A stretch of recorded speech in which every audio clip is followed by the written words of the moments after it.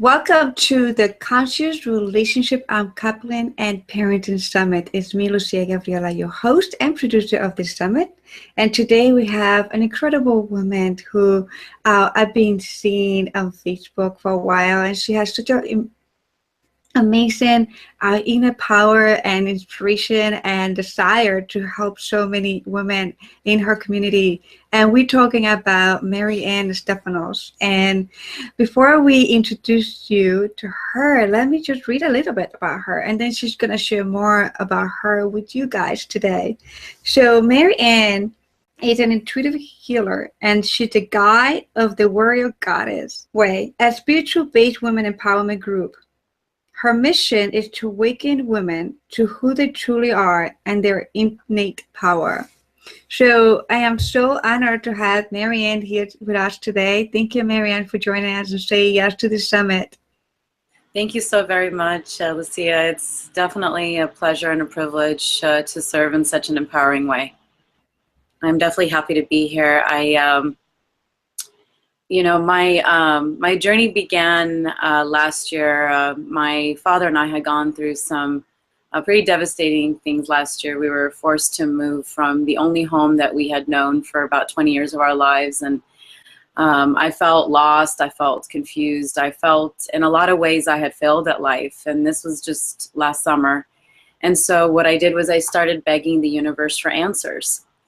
And the universe answered me in a very profound way when on September 2nd, I met my spiritual mentor just by chance. I didn't know him at the time, Omega Mills. And the spiritual concepts that he shared with me that day forever changed the trajectory of my life. And I began to experience life in a whole new way on a deeper level and on a level of gratitude I'd never had before. That gave me a spiritual euphoria that I began to feel compelled to share with other women and other people around mid-November. And so December 1st, I started my women's group, which has now been established as the Warrior Goddess Way. That's beautiful. Thank you so much for sharing that. So beside of that activation, part of awakening that happened to you last year, I would like to ask, what else in your life have brought you to this level of now experiencing conscious relationship, and what type of conscious relationship we're going to be talking about? I know that our topic today is about broken mirrors, an introduction to loving yourself and showing up authentically in order to experience genuine love and fulfillment. So yes. What brought you to these areas for you to share this amazing topic with us today? Well, my journey certainly has been a long one. I mean, I started when I was 18, actually, going to therapy sessions and beginning to learn who I am and what it is that I have to offer the world. So it's definitely been a long journey. And for me, because I didn't love myself for a long time, I was desperate for love and companionship. And I, as they say, I looked for love in the wrong places. And really love begins with yourself, begins from within. And I'll definitely, delve deeper into that in the topic that I'll be talking about today. But for me, I spent 8 years with the longest relationship that I was in, and it ended up being a toxic relationship. But I'm so grateful for that relationship because it taught me what I didn't want, and it also taught me about myself and how I show up in relationships, at least at that point in my life. And so that level of awareness allowed me to begin to shift and become the woman that I wanted to be, to attract the man that I truly desire in my life. So I'm very grateful that I went through that. But I've also read many spiritual books. I've read books such as Conversations with God, and I began to seek more truth than what I had been taught as a child. I grew up very conservative Christian, and although I do find that there is a lot of truth and beauty in Christianity and many religions actually, there was a higher truth for me that I needed to find. And I'm grateful that I have been on this journey and that I have found many truths that have resonated with me and have made me the woman that I am today. Thank you. That's beautiful. And what I love about Marianne is that when we were in conversation when she said yes to the summit, is her authenticity and also her vulnerability to share her message, and also her passion to help the women that she is attracting in her Goddess Warrior Way group. And also, it's important for all of us who are following the summit is that every speaker that has come and has said yes to the summit to share the wisdom and the knowledge and also the insight that they learned in their life.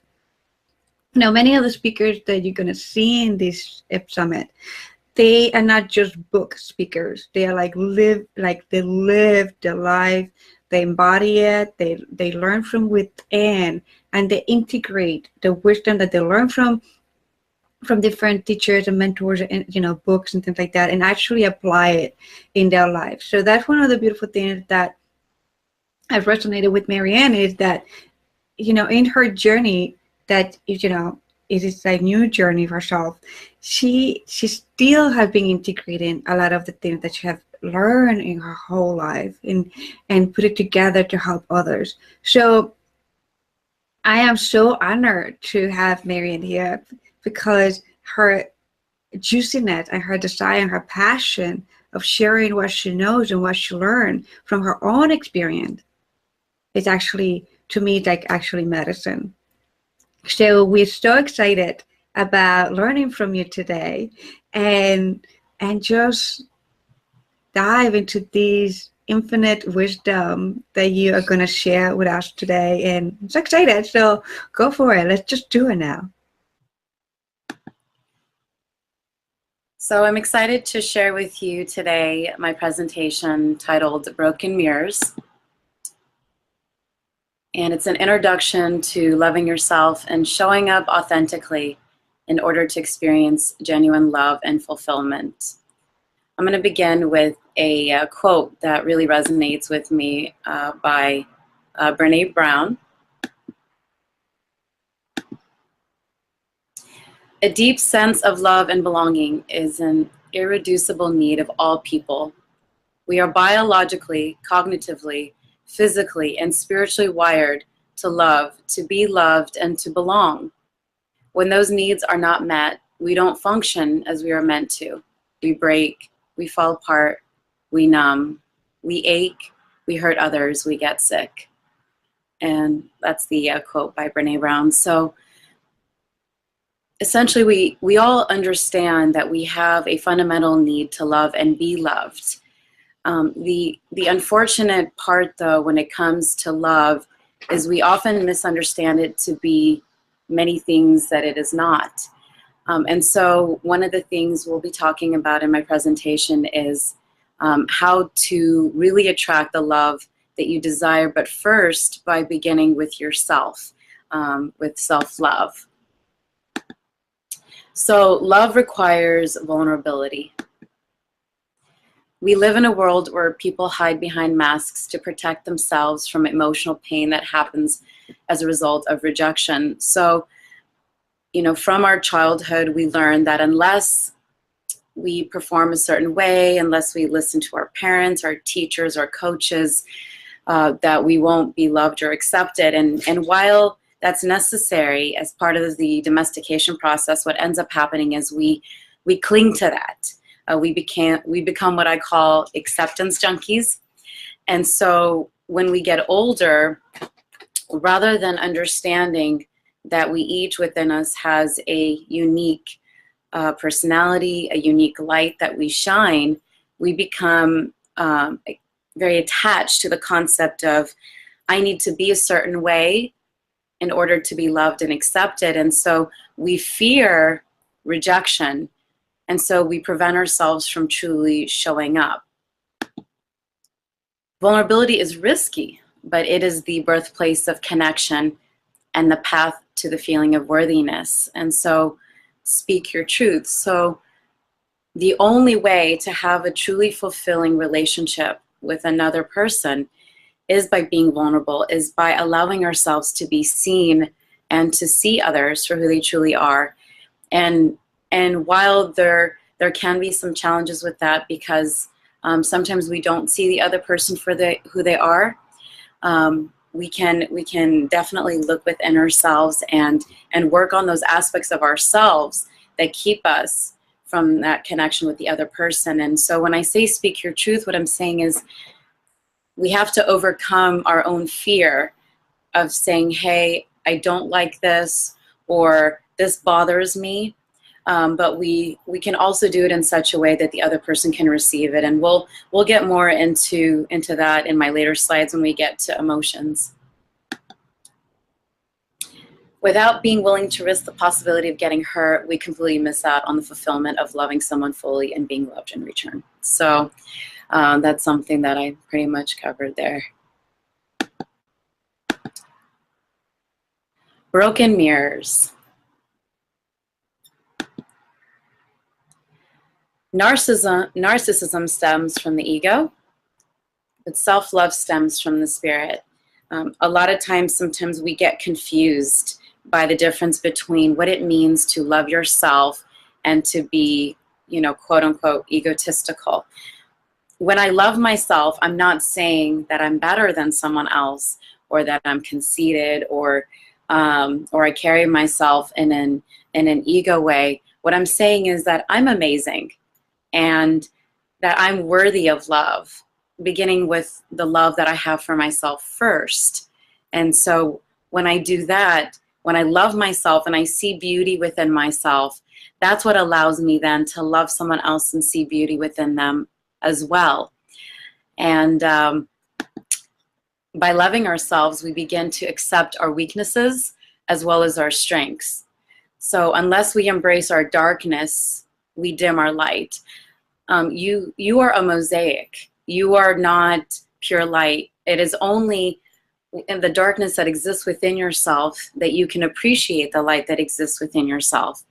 And what happens is when we go into those aspects of ourselves, the shame, the pain, the hurt, whatever it is that we've experienced in our lives that have caused you to feel like a broken mirror, it's then that you bring love to that place in your life, and it no longer is in the darkness, and it then reduces that feeling of shame or pain that you feel. And as you can see, a broken mirror can actually be very beautiful from this photo that I'm sharing, because it just depends on what it is that it's reflecting.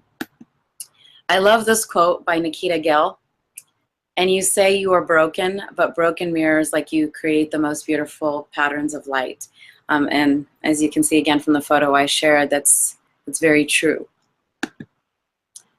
Have compassion for yourself as a human being struggling to find personal meaning. You're human.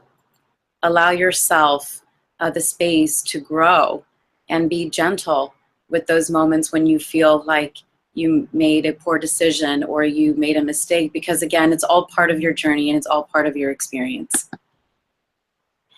We can only meet others as deeply as we have met ourselves. It's so true. So the reason that I can be the women's coach that I am and hold space for other women in their pain is because I have delved deep into my pain. I have given myself permission to cry and to look into aspects of myself that I may not like or may not be proud of, but I embrace them because they are part of me, they are part of my mosaic.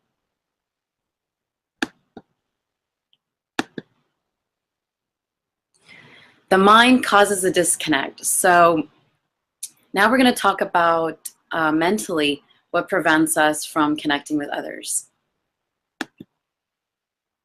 Humans have anywhere from 12,000 to 60,000 thoughts per day.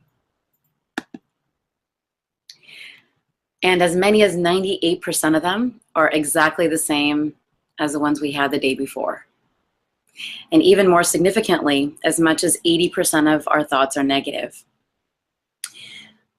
When you find yourself in a place in your life where you might feel stuck, it might be because you're replaying the same thoughts over and over in your head. Your self-talk is huge on the type of experience that you're going to have day to day. And I actually learned this from the book The Four Agreements by Don Miguel Ruiz, where we only allow as much abuse from other people as we do to ourselves. And that abuse is not physical abuse, it's mental abuse. When you're saying negative thoughts to yourself, I'm not good enough, I can't do anything right, man, this is so difficult, I can't deal with this. All of those limiting thoughts are what are causing the limitations in your life. They're preventing you from having the amazing life that you deserve, because within yourself, you're already telling yourself, I can't, I won't, it's not possible. When the reality is, you are creating that reality. No one else is stopping you. You are your own worst critic. And this constant mental traffic that we're dealing with prevents us from being present to emotionally connect with others, and it leads to anxiety, depression, and insomnia. And I'm connected on Facebook and social media, and I do pay a lot of attention to modern day life, to what's happening around me.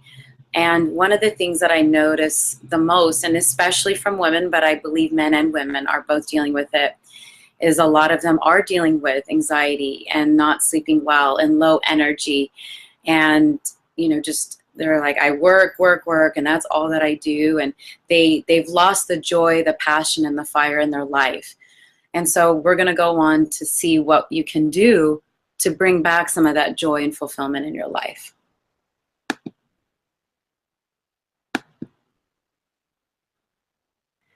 Human being. Allowing yourself to be, which is considered feminine energy. So one of the really strong concepts profound concepts that my spiritual mentor has shared with me. I've heard the term human being all my life and never really thought about it twice, because it's something that we all say. And I remember he was saying, well, what's the root word of believe? And I didn't know. And he said, it's be. So instead of being a human doing, which unfortunately in modern day life, we get so caught up in, we have to go, do. I have to go to work. I have to pick up the kids from school. I have to go to the gym. I have to do this and this and this. There's so much in your life that you have to do. You have to pick up groceries, you have to cook, you have to perhaps even take care of elderly parents. There's so much on your plate, and especially if you're an entrepreneur, you have to be self-driven, self-motivated. But at the end of the day, where you're going to find your stillness, your calmness, your inner voice, your peace, your joy, your fulfillment, is simply allowing yourself to be. And for a lot of people, that's a real challenge. And the reason I say it's feminine energy is because that is what the feminine energy is about sharing, connecting, and in the being. The masculine energy, which actually within each and every single one of us, every single human, whether you're a male, a female, however you identify as far as sexual orientation, as far as gender, you have both masculine and feminine energies within yourself. And so it is, of course, absolutely not only okay, but it is a good thing to be in your masculine and to get things done, but also give yourself permission to be still, be calm. And so that brings me to my next point, to be mindful. What is your self-talk like?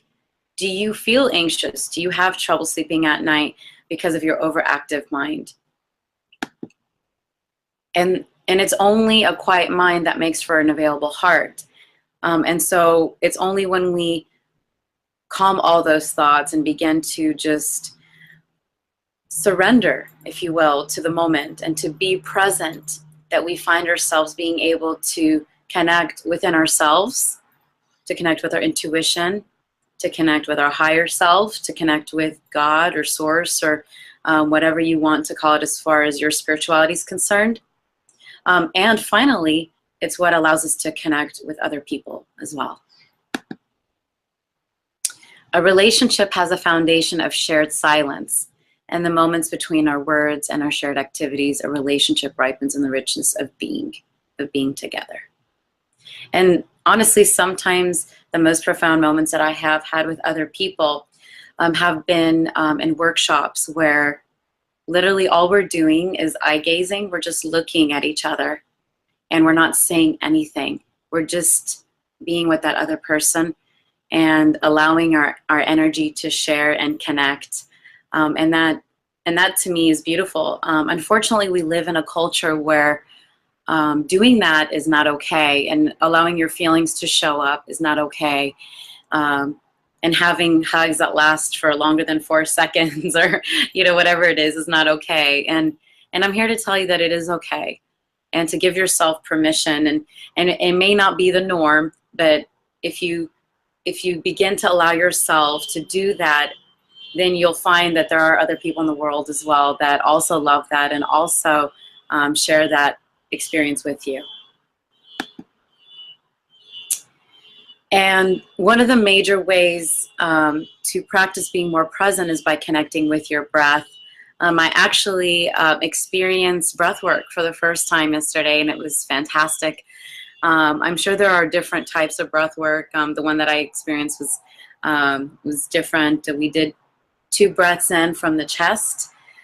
So it filled up the bottom of our lungs, which is actually the largest component of your lung, and then the chest, and then exhaled. And it was all done strictly through your mouth rather than through your nose. And what you find is after the breath work that you're more conscious and aware of your breath and your breathing. And that's so important because your breath is your life. And so anytime you find yourself anxious or overworked, all you have to do is just take a deep breath and reconnect with your life, which is happening all on your own. You have no control over that. And so that, again, is the beauty of the human experience that we're having, is there isn't anywhere we have to be, there isn't anything we have to do, but just simply be and share in that experience and create the life that you desire. Emotions. I love this topic. And one of the reasons I love this topic is because so many people have so many different perspectives on it. And for me, emotions are fun. It's what makes us human. It's what makes us fun. It's what makes us dynamic.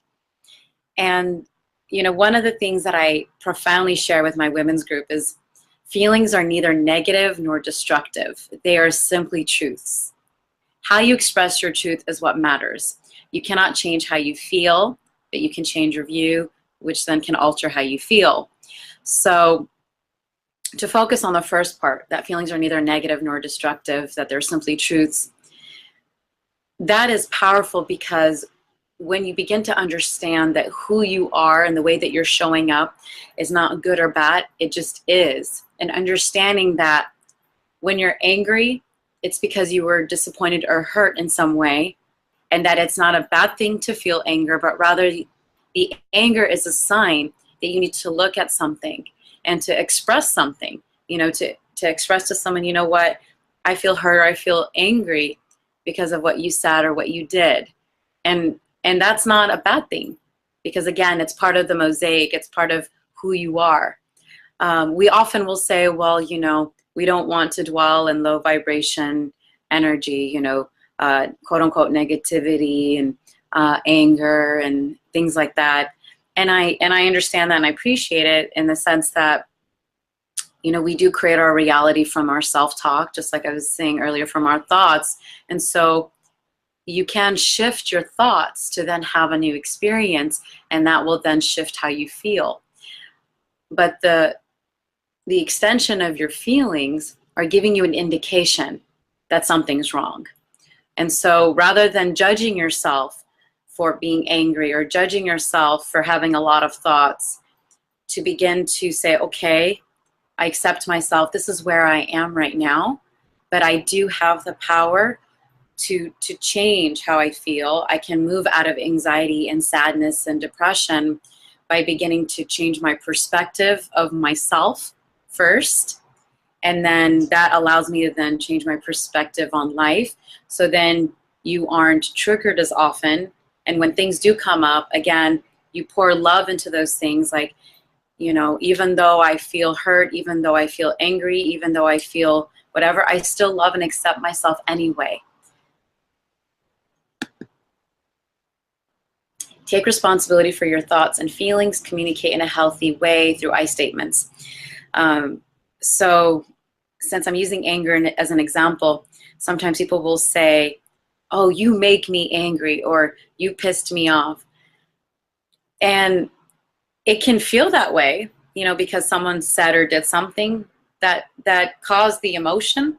However, it's important to understand that no one can make you feel anything, because two people can have a similar experience, you know, like say they're in a moment where, you know, a random person might like cuss them out for whatever reason. They're having a bad day and they cussed you out. One person might be like, oh, well, that, you know, sorry, they're having a bad day, and they shrug it off. It doesn't even impact them.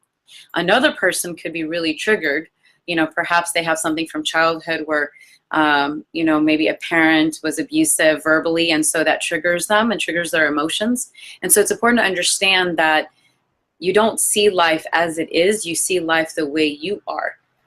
So the quote is, we don't see life as we are, but we don't see life as it is, we see life as we are.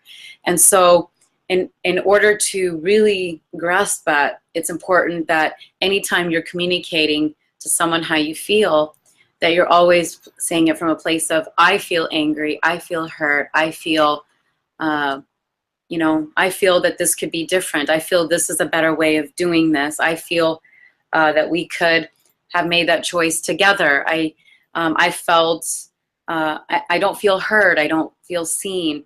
All of those I statements, no one can argue with how you feel. And you can also let them know what it is that they did that made you feel that particular emotion. And so together, when you're in that relationship with that person, you can negotiate and come to a healthier place of being together so that you're not feeling triggered. And then, of course, after addressing it, hopefully those triggers will then begin to resolve themselves.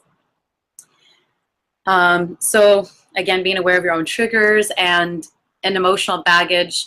Oftentimes what I've seen people do is they go from relationship to relationship to relationship with very little or no time in between to reflect and resolve some of the emotional baggage that they take from that previous relationship. Or even worse, a lot of times what happens is we still have childhood trauma or childhood pain that hasn't been resolved. And so oftentimes what we'll do is we'll end up mimicking our parents' relationship in one way or another, or lack thereof. Sometimes, you know, we don't get the privilege of having both parents. And so in order to have the healthiest relationship possible, we have to look at ourselves and say, okay, how did I show up in the last relationship? And even though perhaps you might say, well, you know, my ex was this, my ex was that, at the end of the day, we all have a part. And even if your part was smaller, as long as you're looking at that part, you can then have a better experience in the next relationship you're going to have. Because ultimately, if you don't do that, what's going to happen is you're going to continue to attract the same type of person over and over again, which I've definitely heard from many of the women that I've worked with. And finally, what other people say and do is a result of their own perceptions, experiences, hopes, and desires.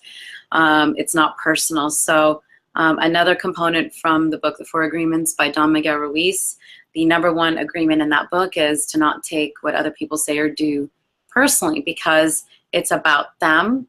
It's about who they are. It's not necessarily about you.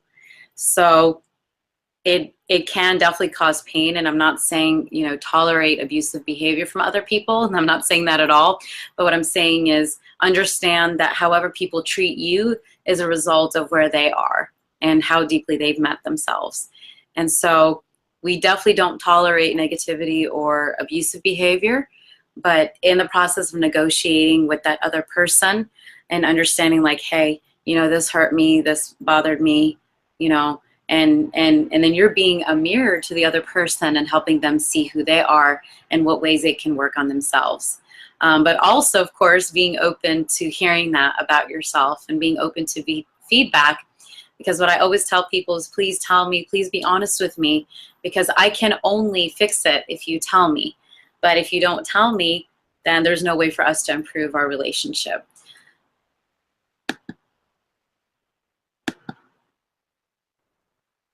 So let's talk about alignment and how to bring all of this together. So listen to your intuition. A lot of times people will say, oh, I just had a feeling, I had a gut feeling. And a lot of people use the term intuition, and it's a real thing. Your intuition will speak to you, and that inner voice will tell you, hey, I don't think this is for you. Or it will tell you, you know what, I think you need to call your dad and check on him. It will tell you just all kinds of things. For me, my intuition told me to start the women's group before I even knew what it looked like, how it was going to unfold, how many people were going to be in my group, what I was going to charge, any of those things. It just showed up for me and said, hey, you need to share these concepts with other people. And the other part that I wrote is requires risk and uncertainty.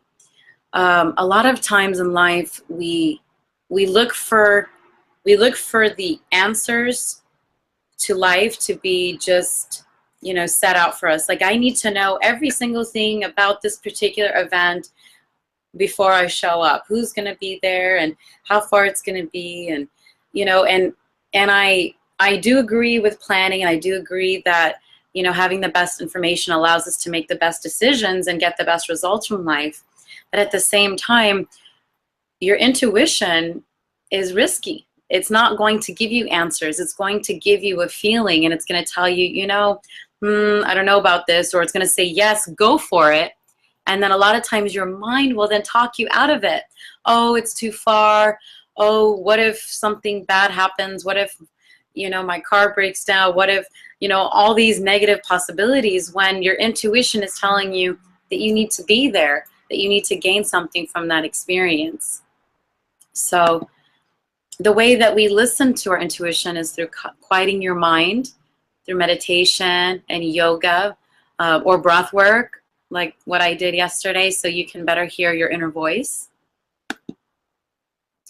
Set healthy boundaries. So when your intuition tells you, hey, this isn't good for you, when someone's asking you to do something, even if it's a loved one, a friend, a parent, a child, and maybe it's not in your best interest or their best interest, it's okay to say no from a place of love rather than yes from a place of fear. Because the reason that you're saying yes when you feel like you should be saying no is because you're afraid of, rocking the boat, so to speak, with that person, or upsetting them or disappointing them. And it's not mean to say no, as long as, of course, you're saying it in a loving way, but saying, you know what, this isn't for me, or I can't, I'm sorry. And a lot of times what I tell people is no is a complete answer. You do not have to give a justification for why you're saying no to something. It is perfectly okay to do that, as long as you're understanding that you're saying no from a place of love rather than a place of fear, where you're like, no, I'm not doing this, because you're afraid, when your intuition is really telling you, hey, you should do this. So when you quiet your mind, you get more comfortable knowing the difference between what's really speaking, your heart or your mind. And you're going to know based on how it feels in your body. If it feels good, if it feels exciting, then hey, this is a yes from my intuition. But if in your body it feels like, oh, it feels heavy, you're dreading it, you're anxious about it, then you know that you're saying yes to something when you really should be saying no. Write affirmations. Write down things about yourself that you see that are beautiful. I have a lot of love to give. I am amazing. I am a work in progress, if that's easy to write. I am healing. I'm rediscovering myself. I am unstoppable, I can do anything, I am worthy of my desires. All of those affirmations are huge. And the more consciously that you say things and operate from that space, the more your subconscious begins to respond. And it comes in so much more naturally, both in dream state, your subconscious, and during the day when you're awake.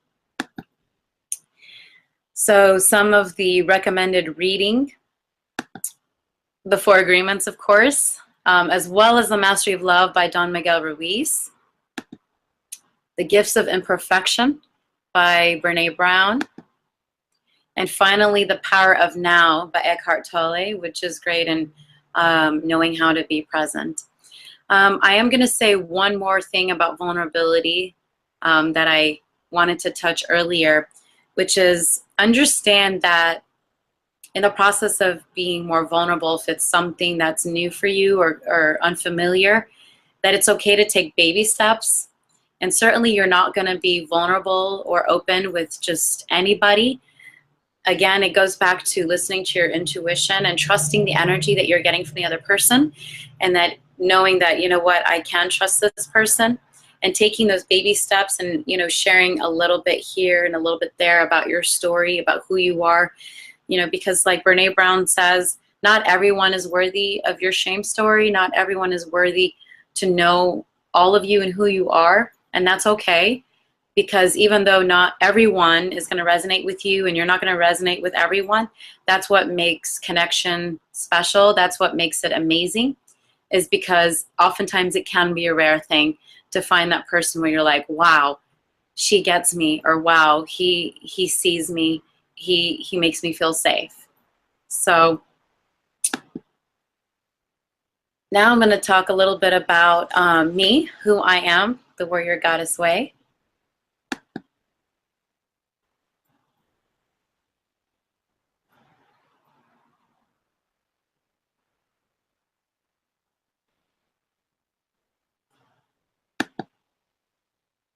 So as Lucia so graciously spoke about me, I am the founder and intuitive healer of the Warrior Goddess Way, which is a spiritually based women's empowerment group. My website is thewarriorgoddessway.com. It's a safe deep dive with me. That's something that's important for me to tell you, because a lot of times what'll happen is you might go into an experience with a coach or a healer or some kind of workshop, and you may not, you may experience a deep dive, and you might go into some areas of your life where it can be very painful, but you may not feel safe, or you might not feel held, or you may not feel, you know, comfortable in that space. And so what I do is I always create a safe environment, whether it's one-on-one or in my group space with the other women, where you can feel safe and comfortable sharing. It's non-judgmental. And of course, nothing is forced. Like if you don't want to share, like say you're part of the women's group and you just want to listen and take in the other women's stories, that's perfectly okay as well. And that's something that I really want to reiterate, because judgment-free and loving space and safe space is always very important in order for other people to feel that they can comfortably share and be who they are. My 90-day locally based empowerment group. So I'm based in Orange County in LA. It normally retails for $648. And what we do is we meet once a week locally, and you get 2 hours of my time. We go through a book that will help in your transformation process, be it the Four Agreements or Mastery of Love, Warrior Goddess Training, the Warrior Goddess Way. There are many, many books that we have explored and will continue to do so. And then I also, in addition to that, and a part of that love care package, I also give you a bundle of sage, an intuitively chosen gemstone, as well as some incense and a tea light, so that you can begin your altar space, to have a space that you can practice meditation and spirituality. And that 90 days, again, retails for $648, but for the Summit Special, I'm offering it for $299 for the full 3 months. There are also individual sessions, 3-hour intensive programs, in addition to 6 and 12 healing programs available. These are all individual programs. For the sake of time, I didn't want to go through and list all the pricing, but I am offering a 20% discount on all my individual sessions as a summit special. And I am willing to work individually with select men who are truly committed to their growth, even though traditionally I have worked with women. But I do know that there are going to be men that resonate with the presentation that I just made and will feel like they want to learn more on how they can work with their own personality, with their own emotional baggage and whatever it is that's holding them back, and how they can truly embrace their masculinity in addition to their feminine energy to attract the love and connection that they desire in their life. And finally, I am offering complimentary 20-minute discovery calls. So please give me a call. Would love to set up a time to talk with you and delve deeper into your life and see if I am the right spiritual coach for you. So thank you so very much for your time. I really appreciate you being here with me, and I hope that you gained what you need to spiritually from this.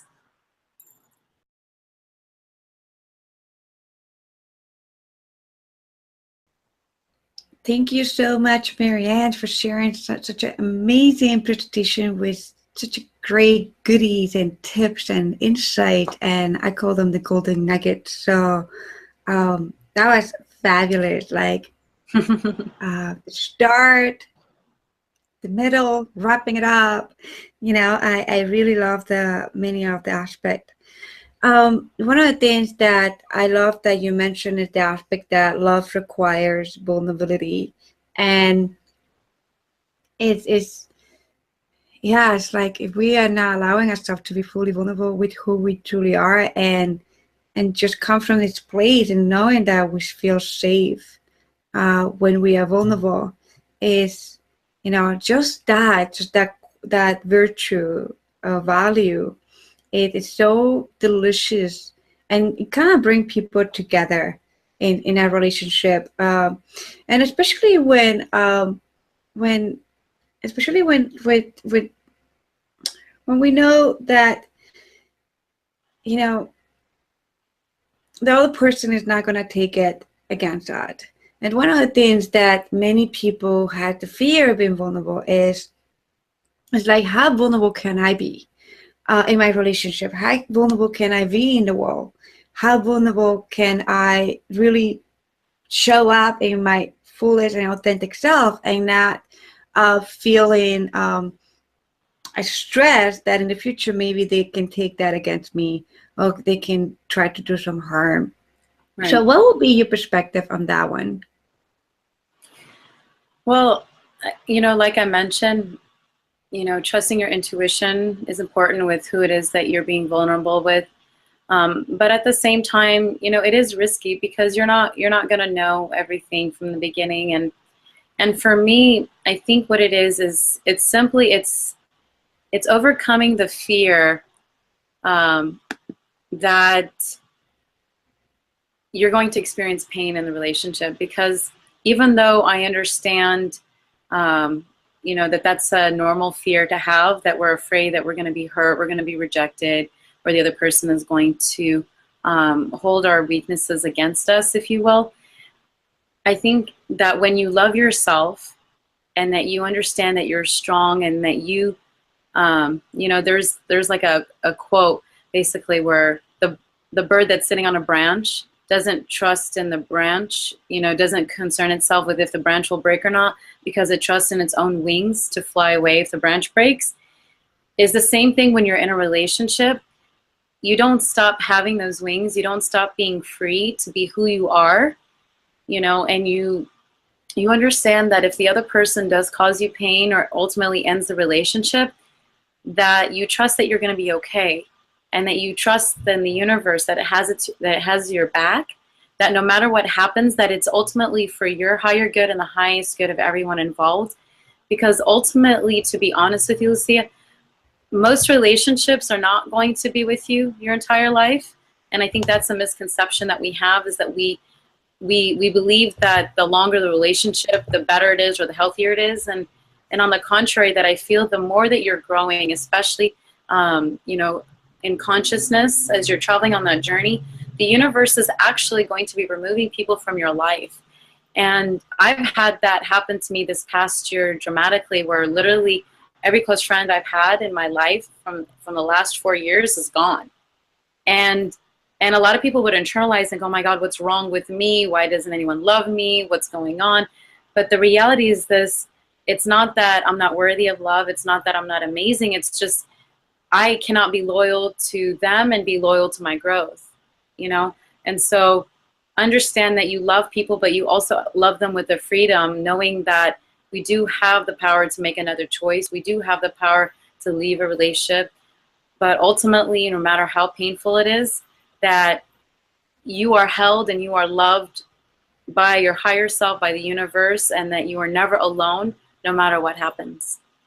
Yeah, and I would like to touch into the aspect of pain. Sure. In my experience and in my growth, when you talk about alignment, when we truly align with who we truly are, there's no pain. Pain is an illusion of the ego. Pain is illusion of separation. So when we're talking about living in pain, broken heart, and all those kind of like stories that we tell ourselves, it's just a reminder that how separated we are from our true authentic self.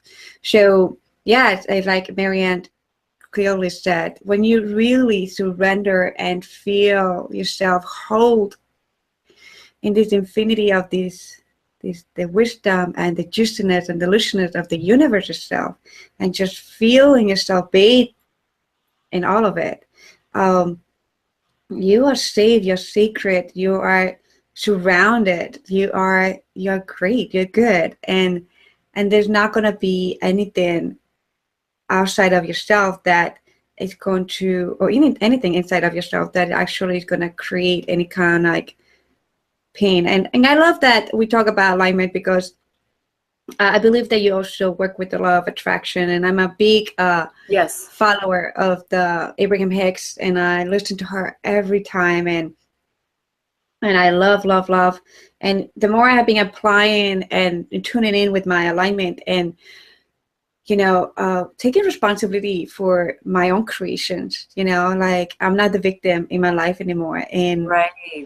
And anything that happens. So when I'm responsible for my creations, I know that there's no pain, because actually I transcend that word. I would say like that was my lesson, that was my juiciness to experience for me to become more stronger, stronger that what I was like 2 years ago, 3 years ago, 4 years ago.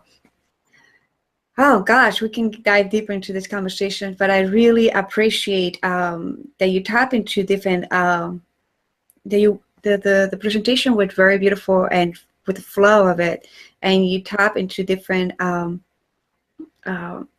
aspect and dynamic and practices that people can put into practices in their daily life, and Right. rituals, and pay attention to themselves.